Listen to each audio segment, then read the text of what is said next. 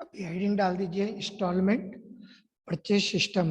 आज आपको बताने जा रहे हैं अभी इंस्टॉलमेंट परचेज सिस्टम। इसके पहले अपन पढ़े थे हायर परचेज इंस्टॉलमेंट सिस्टम। ये हायर परचेज और इंस्टॉलमेंट परचेज सिस्टम में क्या डिफरेंस है? इंस्टॉलमेंट परचेज सिस्टम है, जैसे ही हम कोई भी चीज परचेज करते हैं तो तुरंत हम उसके ओनर बन जाते हैं, इमीडिएट हम उसके मालिक बन जाते हैं। जबकि हायर परचेज में जब तक हम आखिरी इंस्टॉलमेंट पे नहीं करते हैं, जब तक लास्ट इंस्टॉलमेंट पे नहीं करते, हम उसके ओनर नहीं बन सकते। लेकिन इसमें खरीदते ही ओनर बन जाते हैं। आप खरीदने के बाद इसको किसी दूसरे को बेच भी सकते हो, ट्रांसफर भी कर सकते हो, मतलब कुछ भी कर सकते हैं। और यदि मान लिए हमने इस मेथड में इंस्टॉलमेंट परचेज सिस्टम में पेमेंट करना बंद कर दिया तो वेंडर हमारी चीज को वापस भी नहीं ले सकता। तो फिर वो कैसे अपना पैसा रियलाइज करेगा यदि हम बंद कर देंगे देना? तो वो अपने अमाउंट को रियलाइज करने के लिए कोर्ट में केस कर सकता है हमारे अगेंस्ट। यदि हम इंस्टॉलमेंट पे नहीं करते हैं तो वो हमारी चीज को वापस रिटर्न नहीं ले सकता इस सिस्टम में, क्योंकि हम इसमें खरीदते ही मालिक बन जाते हैं, तुरंत ओनर बन जाते हैं हम लोग इसमें। जबकि हायर परचेज में जब तक आखिरी इंस्टॉलमेंट पेड नहीं करते थे तब तक हम उसके ओनर नहीं बन सकते थे, नहीं किसी को ट्रांसफर कर सकते थे, नहीं बेच सकते थे। तो यही फर्क है इन दोनों में। तो इंस्टॉलमेंट में देखिए इसका मीनिंग कि अंडर दिस सिस्टम, ये जो लिखा हुआ है ये देखिए, under this system ownership of goods transfer to the purchaser immediately, तुरंत उसको ओनरशिप ट्रांसफर हो जाती है। Though he has to make payment in many installment या मैनी ईयर्स, भले वो पेमेंट हमको बाद में देगा, इंस्टॉलमेंट में देगा, तो भी ओनर तुरंत बन जाता है। If purchaser is unable to make payment of any installment, vendor can not take back this goods, यानी कि यदि इंस्टॉलमेंट पे करना बंद भी करते हैं तो भी वेंडर अपनी चीज को वापस नहीं ले सकता। He can only file suit for recovery of amount, केवल वो अपने अमाउंट को रियलाइज करने के लिए, रिकवर करने के लिए केस कर सकता है, कोर्ट में सूट कर सकता है। तो इसमें और उसमें ये क्या फर्क है हायर परचेज और इंस्टॉलमेंट में, ये मैंने आपको बताया। अब इसमें खरीदने वाले को परचेजर बोलते हैं, हायर परचेजर नहीं बोलते, केवल परचेजर या बायर, बेचने वाले को वेंडर या सेलर। तो इसमें जर्नल एंट्री परचेजर की बुक में क्या होती है उसको समझ लीजिए। पिछले और इसके चैप्टर में जर्नल एंट्री में ज्यादा फर्क नहीं है। Journal entries in the books of purchaser, purchaser की बुक में क्या एंट्री बनेगी। अब एक चीज और बताता हूं आपको इसमें और पिछले चैप्टर में डिफरेंस, कि पिछले हायर परचेज वाले में इंटरेस्ट जैसे ड्यू होता है वैसे वैसे इंटरेस्ट की एंट्री बनती है। इसमें इंटरेस्ट पूरा का पूरा टोटल जितने भी इंस्टॉलमेंट है पूरा टोटल इंटरेस्ट एक साथ डेबिट हो जाता है इंटरेस्ट सस्पेंस अकाउंट के नाम से। फिर बाद में जैसे जैसे इंटरेस्ट ड्यू होता है तो इंटरेस्ट अकाउंट डेबिट और इंटरेस्ट सस्पेंस अकाउंट क्रेडिट होगा। पहले इंटरेस्ट सस्पेंस अकाउंट एक साथ पूरा डेबिट हो जाता, पूरा एक साथ। तो ये देखिए फर्स्ट एंट्री जो है वो बनती है स्टार्टिंग में एग्रीमेंट के time for delivery of goods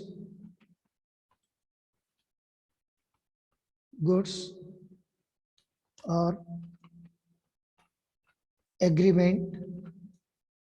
तो जब स्टार्टिंग एग्रीमेंट होता है उस समय इसमें क्या एंट्री होती है? तो इसमें परचेजर के बुक में बनाने का एक ही मेथड है। जैसे पिछले वाले में दो था हायर परचेज में, एक था एक्रूअल एसेट मेथड, एक था क्रेडिट परचेज। इसमें पूरा क्रेडिट परचेज के ही मेथड जैसा होगा और इसमें इंटरेस्ट भी पूरा का पूरा एक साथ डेबिट हो जाएगा। तो देखिए एंट्री, जैसे एसेट अकाउंट डेबिट,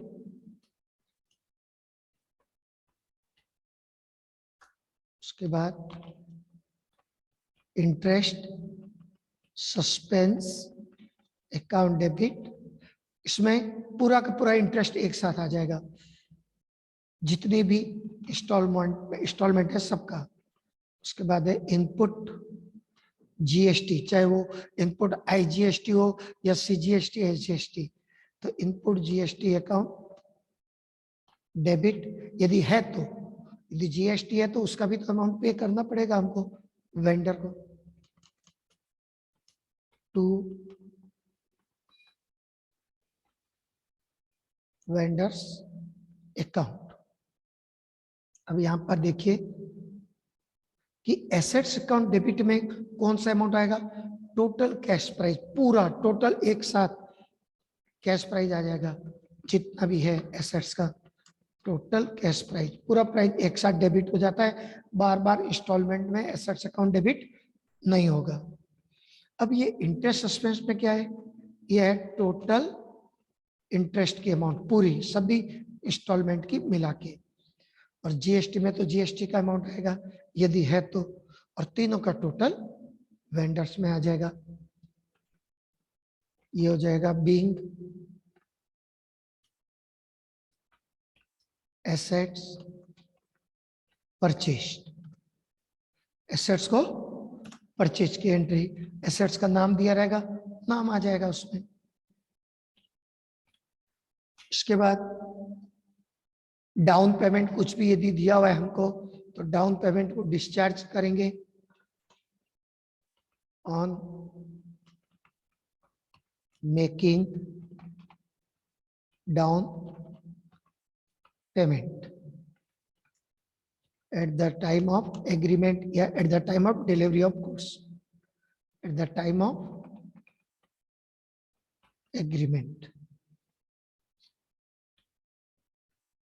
तो अब हम वेंडर्स को अमाउंट पे करेंगे डाउन पेमेंट का, तो जितनी डाउन पेमेंट पे कर रहे हैं बस वो अमाउंट आएगा, vendors account debit to bank account, being down payment discharge या पेड। तो जितना डाउन पेमेंट का अमाउंट दिया रहेगा वो अमाउंट इसमें आ जाता है। तो फर्स्ट एंट्री हो गई परचेज की, उसके बाद डाउन पेमेंट। अब इंस्टॉलमेंट की टाइम आती है, और जब इंस्टॉलमेंट की टाइम आती है तो पहले इंटरेस्ट ड्यू बनेगा, उसके बाद फिर इंस्टॉलमेंट पे करेंगे। अब इंटरेस्ट ड्यू की एंट्री आप पहले क्या बनाते थे पिछले चैप्टर में, interest account debit to vendor, यानी कि हायर वेंडर। यहाँ पे इंटरेस्ट तो हमने पहले पूरा डेबिट कर दिया था सस्पेंस अकाउंट के नाम से। अब इंटरेस्ट ड्यू की एंट्री देखिए, इंटरेस्ट अकाउंट डेबिट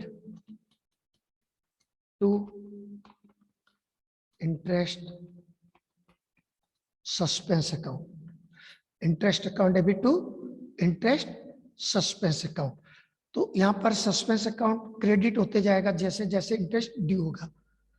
जितनी इंस्टॉलमेंट है उस इंस्टॉलमेंट में आप जब इंटरेस्ट ड्यू की एंट्री बनाओगे तो आखिरी इंस्टॉलमेंट के बाद इंटरेस्ट सस्पेंस अकाउंट अपने आप इक्वल हो जाएगा, जीरो हो जाएगा, पूरा क्रेडिट हो जाएगा। तो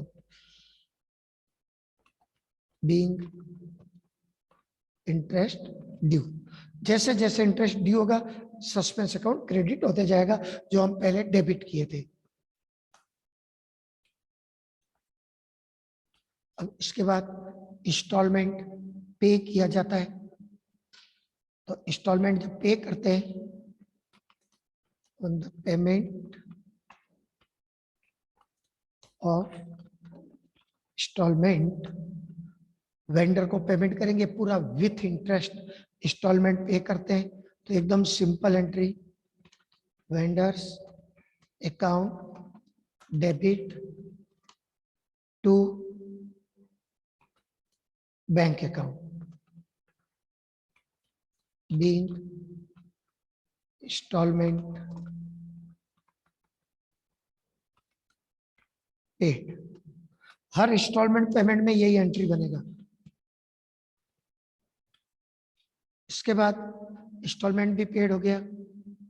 अब क्वेश्चन में डेप्रिसिएशन दिया हुआ है तो डेप्रिसिएशन की एंट्री, ये सेम एंट्री वही बनेगी जो आप लास्ट हायर परचेज चैप्टर में बनाते थे, same to same, no change. On charging depreciation तो उसकी entry depreciation account debit to asset account. इस एंट्री में कोई चेंजेस नहीं है। पिछले चैप्टर में भी आप यही एंट्री बनाते थे डेप्रिसिएशन की, बीइंग डेप्रिसिएशन चार्ज्ड।